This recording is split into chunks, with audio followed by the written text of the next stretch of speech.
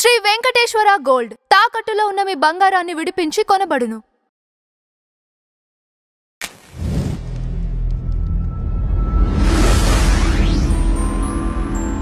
నమస్తే గురుగారు. శుభాశీస్సులు నాన్న. గురుగారు, ఇది మన దేశం వచ్చేసి హిందూ దేశమా లేకుంటే సెక్యులర్ దేశమా? అసలు ఏంటి ఈ రచ్చ అనేది రోజు రోజుకింత పెరుగుతుంది? అసలు భారతదేశం భారతదేశం భారతదేశం కొందరు హిందూ దేశమా అని అడిగావు. అంటే హిందువులే ఉన్నారా? లేరు కదా. అవును. సో ఈ దేశంలో ఉన్నటువంటి విధానంలో చాలా వరకు అందరూ ఉన్నారు. ఓకే, అందరూ ప్రతి మత కులాలు అన్ని మతాలు అన్ని కులాలు ఏవైతే ఉన్నాయో అన్ని ఉన్నాయి. అన్ని కులాల మతాల సమ్మేళనమే భారతదేశం. అవును. అంతే తప్ప హిందుస్థాన్ హిందూ దేశం అని అంటున్నారు కదా. అవును. భవిష్యత్తులో ఈ ఇండియా అనే బదులు హిందుస్థాన్ అని పెట్టే ప్రపోజల్ కూడా ఉంది. మరి అప్పుడు ఎలా ఉంటుందో తెలియదు, కానీ ప్రస్తుతం మనం భారతదేశంగానే పరిగణించాలి. ఎందుకంటే ఇక్కడ అందరూ ఉన్నారు కాబట్టి. అది ఇప్పుడు మరి హిందూ దేశంగా కూడా పెట్టే ఆలోచనలు అనేసి మీరు చెప్తున్నారు కదా. అవును. ఆ విధంగా పెట్టినప్పుడు ఇప్పుడు ఇందులో భారతదేశంలో ఉన్న కొందరు అది ఓన్లీ హిందువులే లేరు, క్రిస్టియన్స్, ముస్లింలు అలానే ఉంటారు. అలాగే ఉంటారంటారు. అంతేనా? ఎవరైనా సరే ఎక్కడా లేని గొప్ప విషయం ఏంటంటే ఇక్కడ ఉన్నటువంటి అందరినీ కలిపి వసుదైక కుటుంబం అంటారు. భారతదేశం ఒక వసుదైక కుటుంబం. ఓకే. కాబట్టి దాన్ని అంత గొప్పగా వర్ణించినటువంటి మహానుభావులు ఎంతో మంది ఉన్నారు. So you have to treat it like that only. India అనే ఇంగ్లీష్ అక్షరాలు కాకుండా హిందుస్థాన్ అనేటటువంటి పేరుతో ఈ దేశం ఉండాలని కోరుకుంటున్నారు. సో ఆ ప్రకారంగా రేపు భవిష్యత్తులో హిందుస్థాన్ అవుతుందేమో, అంటే భారతదేశమే హిందుస్థాన్ అంటారేమో ఇండియా అనే బదులు. తెలియదు, జరగచ్చు కూడా అది. అంటే ఆ విధంగా చూసుకుంటే మరి కొందరు హిందుస్థాన్ పెడితే ఫస్ట్ నుంచి దీనికోసం పోరాడుతున్నాం కదా, మన దేశంలో హిందువులే ఉండాలని చెప్పేసి, ఇంకా ఆ విధంగా పెడితే ఇంకా అల్లర్లు ఎక్కువ అవుతుంది మంచి అనేసి కూడా భయపడతారు కదా. ఆ ఆలోచన కూడా ఉంది కాబట్టి అది ఇంకా ఇంప్లిమెంట్ అవ్వాల. ఈ ఆలోచన ఏనాడో వచ్చింది మన నరేంద్ర మోడీ గారికి, ఏనాడో వచ్చింది. కానీ పెడితే ఏ రకమైనటువంటి చర్యలు జరుగుతాయి, ఏ రకమైనటువంటి వ్యతిరేకతలు వస్తాయి అన్నీ గ్రహించే ఆగిపోయారేమో అనిపించింది. అది ఈ చర్చ ఎప్పుడో వచ్చింది. ఇండియా అనే బదులు భారతదేశ్ అని కానీ హిందుస్థాన్ అని కానీ పెట్టాలని. భారతదేశాన్ని పెడితే పర్వాలా, హిందుస్థాన్ అని పెడితేనే మరి ఏమన్నా ఇబ్బందులు వస్తాయేమో. అంతే. దీంతో పాటు చేస్తే ఇంకా కొంచెం అల్లాలు అనేది ఎక్కువ అయిపోతాయి, అవకాశం ఉంటుంది. ఏమి ఉండకూడదా అంటాడు. అవును, మొదలవుతుంది. ఎందుకంటే ఫస్ట్ నుంచి ఉన్నారు కదా. సో వీళ్ళు పుట్టింది మొత్తం ఇక్కడే, పెరిగింది మొత్తం ఇక్కడే, కాబట్టి ఎక్కడికో వెళ్ళామంటే ఎక్కడికి ఎలా వెళ్తారు? ఖచ్చితంగా అదే ఉంటుంది నాన్న. గురుగారు, ఇప్పుడు మనది వచ్చేసి భారతదేశం కాస్త సెక్యులర్ దేశం అనేసి అన్నారు కదా. సో ఈ సెక్యులర్ దేశంలో రీసెంట్ గా మరి ఎవరైతే హ్యూమానిటీ ప్రకారం మాట్లాడతారో సో వాళ్ళకి బెదిరింపు కాల్స్ అనేవి రావడం జరుగుతున్నాయి. సో రీసెంట్ గా మీరు కూడా ఏదో ఎక్కడో మాట్లాడినప్పుడు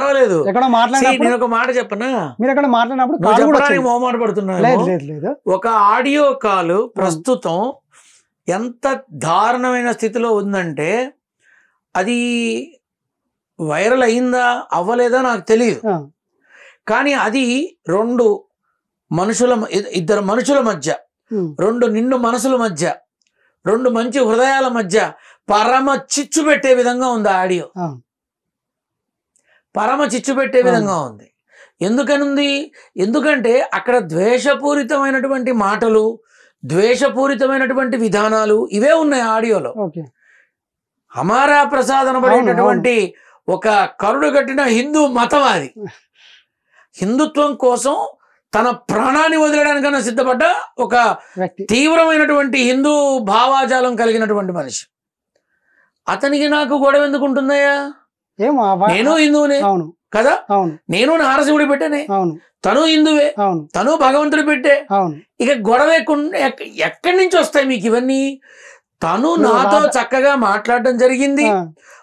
ఓపెన్ గా చెప్తున్నా, నాకు గట్టిగా ఫోన్ చేసి, గురుగారు ఇది తప్పు, ఇది కరెక్ట్ కాదు, మీరు ఇతరులని మీరు సపోర్ట్ చేయకూడదు, మన హిందూ ధర్మాన్ని మీరు అర్థం చేసుకొని మాతో పాటు కలిసి రావాలి, ముందుకెళ్ళాలి, మీరు మాకు అండగా ఉండాలి, మీలాంటి వాళ్ళతో మేము మరిన్ని కార్యక్రమాలు చేయాలి, నడిపించాలి మీరు చక్కగా చెప్పి ఏమనుకోకండి గురువు గారు, ఏదన్నా కొంచెం నా మాట, నా గొంతు పెద్దది కాబట్టి ఏదన్నా గట్టిగా మాట్లాడేమో ఏమనుకోకండి గురువు గారు, నా మనసులో ఉన్న భావన అర్థం చేసుకోండి. అంత బంగారంలా చెప్పిన మనిషిని ఇంత నీచంగా చూపిస్తారేమయ్యా? ఎంత తప్పయ్యా? ఆడియోలో ఏముందో ఇప్పుడు ఆడియోలో విని ఇద్దరు ముగ్గురు నాకు ఫోన్ చేసి ఇలా అన్నారు అలా అన్నారు, మీ బొంద నోరు మూసుకొని అని అన్నా. నేను చచ్చినానమ్మను, అది నిజం కాదు, నేను చచ్చినానమ్మను. ఆయన కాల్ చేయలేదు. అరే నేను కాల్ చేశారు, అయ్యో నువ్వు భలేవాడివే, కాల్ చేశారు, చక్కగా మాట్లాడటం జరిగింది. హిందుత్వ ధర్మం కోసం మేము చేసే పోరాటంలో మీరు కూడా ఒకడు కావాలి, మీరు ముందుకు రావాలి, మీరు మాతో కలిసి మమేకం అవ్వాలి, ఈ విధానాన్ని మనం ముందుకు తీసుకుపోవాలి చెప్పడం జరిగింది. మీరు మాకు మరింత సపోర్ట్ చేస్తే మేము మరింతగా ముందుకెళ్తాం, సూచనలు ఇవ్వాలి, సలహాలు ఇవ్వాలి, హైందవ సాంప్రదాయాన్ని ధర్మాన్ని నిలబెట్టే క్రమంలో మేము ఇంకా ఏం చెయ్యాలి అని ఎంతో చక్కగా నాతో పంచుకోవడం జరిగింది. అంతేకాకుండా గురువుగారు, మీరు పెద్దవారు, మీరు ఎన్నో చోట్లకు వెళుతూ ఉంటారు, ప్రతి చోట మన హైందవాన్ని మనం బలంగా నిలబెట్టుకోవాలంటే మీరేం చేయాలి, మేమేం చేయాలి అని ఎంతో చక్కగా అన్ని పంచుకున్నటువంటి మంచి మనసున్న మనిషి. కానీ మాకు ఆ ఆడియోలో వినిపించింది ఏంటంటే, శర్మ గారు మీరు అలా ఎందుకు మాట్లాడారు, లేదంటే మేము మీ ఇంటికి వస్తాము చెప్పండి అని చెప్పేసి బెదిరించినట్టుగా ఉన్నది. మరి నేను చక్కగా తనని నా ఇంటికి ఆహ్వానించా, తను నన్ను వాళ్ళ ఇంటికి ఆహ్వానించాడు, చక్కగా ఆహ్వానించాడు. ఇప్పుడు మీరు పెద్దలు, మీరు బ్రాహ్మణులు అంటే బ్రాహ్మణ లేదు, గడిది గుడ్డు లేదు, నువ్వు నేను ఒక అమ్మ కన్నా బిడ్డలం అనుకో అంట, ఒక తల్లి కన్నా బిడ్డలమే మేము. నా భావన అదే, నేను అలానే అనుకుంటా. నాకెందుకయ్యా ఆయన మీద శత్రుత్వం? హిందూ తత్వాన్ని ప్రేమిస్తున్నందుక, హైందవ మతం కోసం ప్రాణమిస్తున్నందుక, అందరితోనూ గొడవలు పడి మాటలు పడి కొట్లాటలు చేసి కేసులు ఉన్నందుక ఎందుకనే ద్వేషించాలి? దేనికినే ద్వేషించాలి? కాకపోతే తన విధానం వేరు, నా విధానం వేరు, అంతే, అంతకు మించి ఏమీ లేదు. చాలా ఖచ్చితంగా చెప్తున్నా. ఈ విషయంలో చాలా మంది అదేంటి ఆయన బెదిరించాడు, నన్ను ఎవరు బెదిరించాల, అసలు హమారా ప్రసాద్ అనబడే మనిషి మీరు మాతో ఉండాలి అని అడిగాడు. బెదిరించేవాడు అడుగుతాడా? తిట్టేవాడు అడుగుతాడా? ఆడియో మాత్రం ఫేక్ అంటారు. ఓరి నాయనో, అసలు ఎన్ని ఫేక్ వీడియోలు చుట్టాలా నువ్వు? యూట్యూబ్లో ఎన్ని ఫేక్ వీడియోలు, ఎన్ని ఫేక్ ఆడియోలు వచ్చాయా లేవా? వచ్చాయా లేవా చెప్పు. వచ్చాయి, బొచ్చడు వచ్చాయి. తలకాయలు తీసేసి శరీరాలకి ఏదేదో పెట్టేసి చేసేస్తున్న దౌర్భాగ్యపు టెక్నాలజీలో బతుకుతున్నాం మనం. కానీ నిజాలు ఎలా ఉన్నాయి, ఎట్లా ఉంటున్నాయి? సీతారాముల కళ్యాణ మహోత్సవాలు 5 రోజుల పాటు నేను బయటికి వెళ్లే ముందు రోజు రాత్రి వచ్చిన ఫోన్ కాల్ మా హమారా ప్రసాద్ హైందవం కోసం, హిందూ మతం కోసం తన ప్రాణాన్ని కూడా లెక్క చేయని మనిషిది. చక్కగా మాట్లాడుకున్నాం. సరే, ఒక మాట తిట్టాడే అనుకుందాం, బండ బూతులు తిట్టాడే అనుకుందాం. అరే నాకు లేని నొప్పి మీ అందరికి ఎందుకయ్యా? నాకు ప్రసాద్కి 190 గొడవలు ఉంటాయి. నాలో మంచి ఉంటే పంచుకుంటా, తనలో మంచిని నేను అందుకుంటా, అది మేము చూసుకుంటాం. మీ అందరికీ ఎందుకు? అసలు ఇక్కడ ఏం లేదు, లేని దాన్ని ఒక పెద్ద ఇదిగా చూపిస్తున్నారు. దేనికి? ఒక అన్న తమ్ముడిని తిట్టాడు అనుకునే మనసు నాది. ఒకవేళ నన్ను తిట్టలేదుగా, ఏం అనలేదుగా, ఆప్యాయంగా ఇంకా నన్ను గురువు గారు అని పిలిచాడు. ఇంతకన్నా ఏం కావాలయ్యా? గురువు గారు మీరు ఏమనుకోకండి, రాధా మనోహర్ దాస్ గారిని మీరు అలా అంటాం తప్పు, నాకు నచ్చలేదు అన్నాడు. ఓకే నాన్న, నీ మనసు గాయపరిచానా? I'm sorry. కానీ నా భావన ఏంటంటే, మీ ద్వారా చెప్తున్నా, రాధా మనోహర్ దాస్ని ద్వేషించట్లా. రాధా మనోహర్ దాసు చెడ్డవాడు వల్ల నువ్వు మాట్లాడిన మాటలు సరిగా లేవు అన్నా. మన మతాన్ని పూజిద్దాం, ప్రేమిద్దాం, పరమతాన్ని గౌరవిద్దాం, ఇదే నేను అన్నా. నువ్వు అలా మాట్లాడకూడదు, నువ్వు తప్పు మాట్లాడావు, నువ్వు ఆలోచించి మాట్లాడాలి, ఈ రకంగా కాదు, ఇది మాత్రం అస్సలు కరెక్ట్ కాదు నాన్న, నా మాట విను అని చెప్పాలని అందరికీ చెప్పా. ఇప్పుడు నేను ఒకటి అడుగుతున్నా, రాధా మనోహర్ దాసు చెడ్డవాడనే మాట నా నోటెంబడి వచ్చిందా ఎక్కడన్నా? నేను ఏ రోజన్నా మాట్లాడానా? ఏ రోజన్నా? హైందవ సాంప్రదాయాన్ని, ధర్మ పరిరక్షణని, పురాణ ఇతిహాస గ్రంథాలని, భారత భాగవత రామాయణాల్ని అన్నిటినీ ఊరూరు తిరుగుతూ, సందు సందు తిరుగుతూ, ఇంటింటికి తిరుగుతూ, ప్రతి ఆలయంలో అడుగు పెడుతూ అందరికీ చక్కటి విధానాన్ని బోధిస్తూ వచ్చాడు. శభాష్. కానీ ఇతర మతస్థుల్ని అలా పోల్చడం నాకు నచ్చల. నాకు భావ ప్రకటన లేదా? నాకు స్వేచ్ఛ హక్కు లేదా? అదే నేను అన్నా. రాధా మనోహర్ దాస్ని అందరూ ఏమనుకుంటున్నారు? రాధా మనోహర్ దాస్ని తిట్టిపారేశాడు, అరిచేశాడు, కొట్టేశాడు, చంపేశాడు అన్నట్టుగా చేస్తున్నారు. ఒరే నాయన, ఆ మాటలు నాకు నచ్చలేదన్నా రాధా మనోహర్ దాస్ కాదు. ఇప్పుడు కొంతమంది ఎక్కడెక్కడో పుట్టాడు, హిందువులోకి వచ్చాడు, అసలు అవన్నీ ఎందుకు? హైందవ సాంప్రదాయాన్ని అడుగడుగునా పంచుతున్నాడు. అది చూడండి. నెగిటివ్ ఎందుకు చూస్తారు? ఇది నేను క్రైస్తవులకు కూడా చెప్తున్నా. ఎవరు పడితే వాళ్ళు మాట్లాడుతున్నారు. ఏ మాట తప్పుగా వస్తే ఆ మాట తప్పని చెప్పండి, కానీ మనిషినే తప్పని ఎలా అంటావు? అది నా బాధ. ఇప్పుడు రాధా మనోహర్ దాస్ని ఎవడు పడితే వాడు ఎలా పడితే ఆడ పచ్చి బూతులు, తిట్లు, మాటలు మాట్లాడుతున్నాడు. బాధగా ఉంది. ఒక హైందవ సోదరుణ్ణి, ఒక ధర్మ పరిరక్షకుణ్ణి, ఒక సనాతన ధర్మం కోసం ఇల్లు తిరిగే మనిషిని ఇన్ని మాటలు మాట్లాడుతున్నారా అని బాధగా ఉంది. నేనేం చేయలేను, కానీ నేను చెప్పా ఇతర మతస్థుల్ని అలా పోల్చొద్దు అని చెప్పా. ఆలోచించి మాట్లాడితే సరిపోయేది. అసలు నీకెందుకు? నువ్వు ఏదైతే చేస్తున్నావో దానిలో దృష్టి పెట్టచ్చుగా. అంతే. ఇది నాకు నచ్చలేదన్నా. రాధా మనోహర్ దాసు కాదు, హైందవం కాదు, హిందూ ధర్మం కాదు. మనిషిగా పుట్టా, మనిషిగా జీవిస్తున్నా, మనిషిని ప్రేమిస్తా, మనిషిగా చచ్చిపోతా. అక్కడి వరకు రాధా గారు ఏదైతే మాట్లాడారో అంతవరకు ఆ మాట నాకు నచ్చలేదు తప్ప ఆ మనిషి కాదు, అతని విధానం కాదు. అందరికీ మిస్కమ్యూనికేషన్ అయింది. సరే, ఇది పోయింది పో. మన ఎవరు హమారా ప్రసాద్, తను నాకు ఫోన్ చేసి ఇంకో విషయం తెలుసా, తను చక్కగా నాతో మాట్లాడుతున్నప్పుడు నా చుట్టుపక్కల ప్రముఖులు ఉన్నారు, నా కుటుంబం ఉంది, చక్కగా అందరూ విన్నారు, అందరూ ఒకటే అన్నారు, ఈయన మాటల్లో ఈయనలో అణువు హిందూ తత్వం ఉందన్నారు. ఈయన మనసంతా రాముడు నిండిపోయి ఉంది అన్నారు.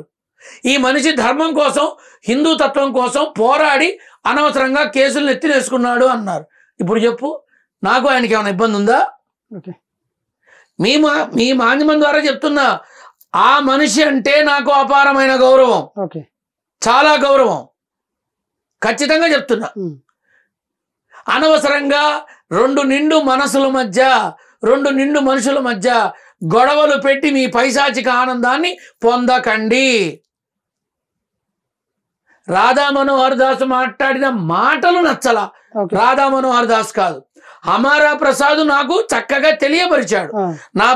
నేను ఇంకొంచెం బాధ్యతగా తీసుకోవాలి, ఇంకొంచెం ముందుకు రావాలి, ఇంకొంత సలహాలు ఇవ్వాలి, సూచనలు ఇవ్వాలి, అందరితో కలిసి మమేకమై ముందుకెళ్ళాలి.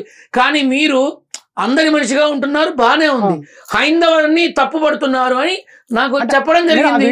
హైందవాన్ని కూడా తప్పు పట్టలే కదా, వేరే మతాన్ని ఇతరులు హైందవాన్ని తప్పు పడుతున్నారుగా, రామాయణ గ్రంథాన్ని తప్పు పడుతున్నారుగా, సీతారాముల్ని తప్పు పడుతున్నారుగా, కృష్ణ పరమాత్ముని తప్పు పడుతున్నారుగా, దాన్ని ఖండించాలి అని అడిగారు. తప్పే ఉంది కదా.